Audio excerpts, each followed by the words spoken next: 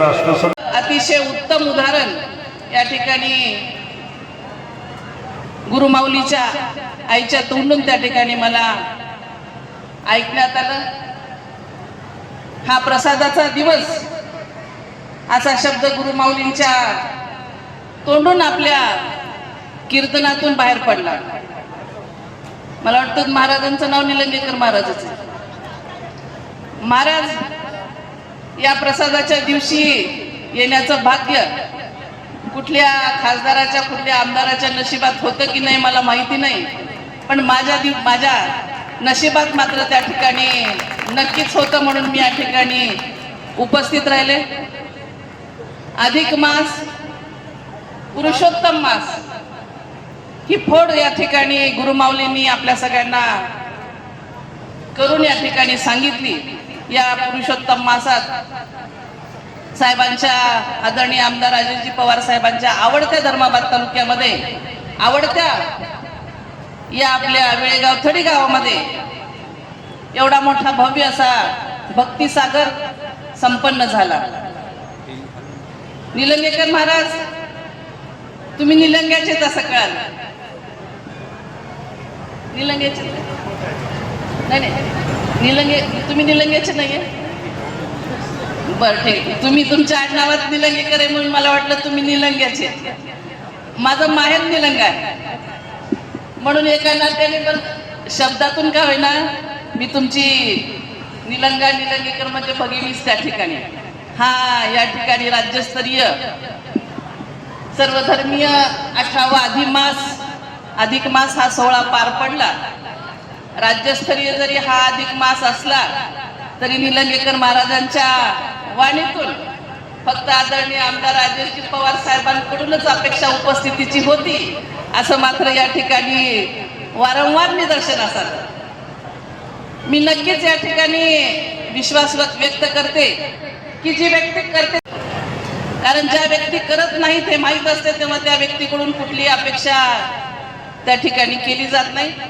पण महाराज, अतिशय विनम्रपणे मी आपल्याला सांगू इच्छिते, मागच्या आठवड्यात माझ्या मुलाचा साखरपुडा झाला आणि काल 26 आणि 27 आपल्याच उदगीर येथे आमच्या भारतीय जनता पक्षाचा निवासी मार्गदर्शन त्या ठिकाणी शिबिर पार पडलं.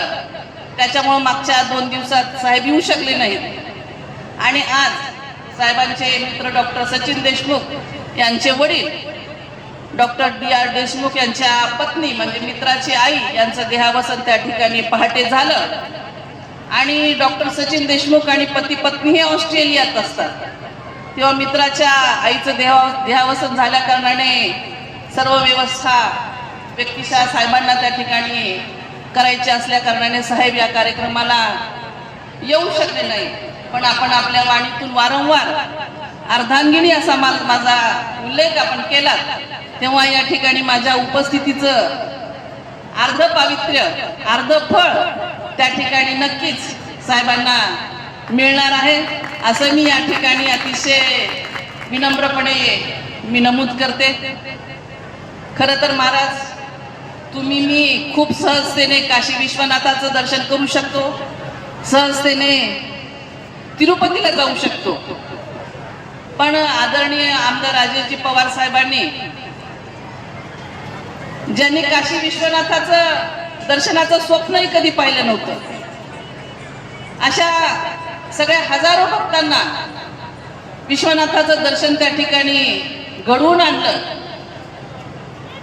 आपल्या हिंदू संस्कृतीमध्ये, हिंदू धर्मामध्ये श्रावण बाळाचं फार महत्व आहे. श्रावण बाळाने आपल्या देहाची कावड करून त्या ठिकाणी आईवडिलाला तीर्थयात्रेला घेऊन गेलं. तोच संस्कार या ठिकाणी आदरणीय आमदार पाडण्याचा प्रयत्न केला. आणि महाराज, आपल्याला कदाचित माहिती नसावं, उमरी तालुक्यामध्ये नागठाणा हे सिद्धेश्वराचं मंदिर त्या ठिकाणी आहे. त्या सिद्धेश्वराच्या मंदिराचा चेहरा मोहरा साहेबांनी बदलला असं मी म्हणणार नाही. तर त्या ठिकाणी त्या सिद्धेश्वराच्या कृपेने आदरणीय आमदार सेवा घडून आली आणि आज आपण उमरी तालुक्यातील सिद्धेश्वराचं जर मंदिर त्या ठिकाणी पाहिलं तर एक तीर्थक्षेत्र झाल्यासारखं त्या ठिकाणी त्या मंदिराचं स्वरूप आलेलं आहे. आमच्या उमरी तालुक्यातील कोळशाला सुद्धा मोठा महादेव आहे, तिथं सुद्धा साहेबांनी मोठ्या प्रमाणात निधी दिलेला आहे. मतदारसंघातील जितकी काही देवस्थान आहेत त्या देवस्थानाचा कायापालट करण्यासाठी सर्वांगीण प्रयत्न साहेबांनी केलेले आहेत. कोलंबीमध्ये जागृत असं देवस्थान श्रीयंत्राचं देवस्थान नायगाव तालुक्यामध्ये आहे. तिथं सुद्धा जवळजवळ 4 कोटी रुपयाचं प्रसादालय देऊन येणाऱ्या भक्तजनांची सेवा व्हावी असं काम त्या ठिकाणी परमेश्वरानं आदरणीय आमदार राजेशजी पवार साहेबांच्या हातून केलेलं आहे, करून घेतलेलं आहे.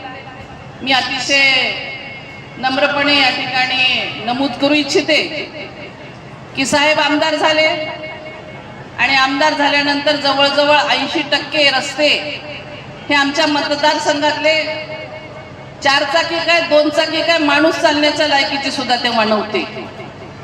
पण परमेश्वराच्या कृपेने आणि साहेबाच्या कर्तृत्वाने आज आपण जर बघितलं तर मतदारसंघामध्ये जवळजवळ 90% रस्ते त्या ठिकाणी 4 चाकी वाहन चालण्यासारखे झालेले आहेत.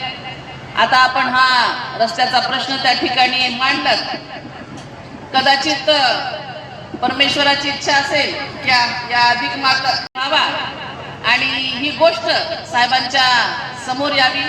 निश्चितच मतदारसंघातील बाकीची जी काही रस्ते साहेबांनी केले त्याच पद्धतीनं हा सुद्धा साहेब रस्ता करतील असा मी या ठिकाणी विश्वास बाळगते.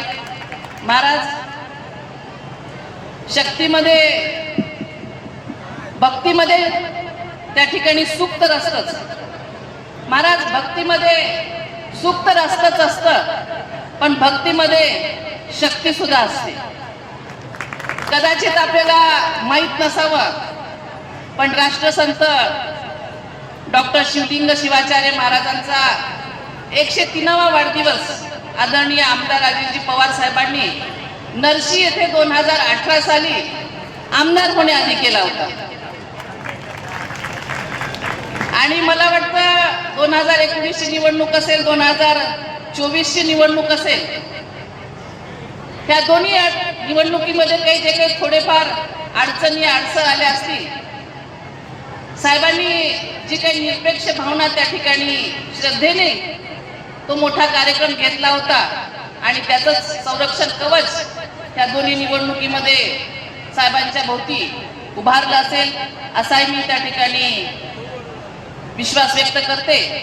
आणि मी नेहमीच म्हणत असते छत्रपती शिवराय असतील आणि या ठिकाणी आमचे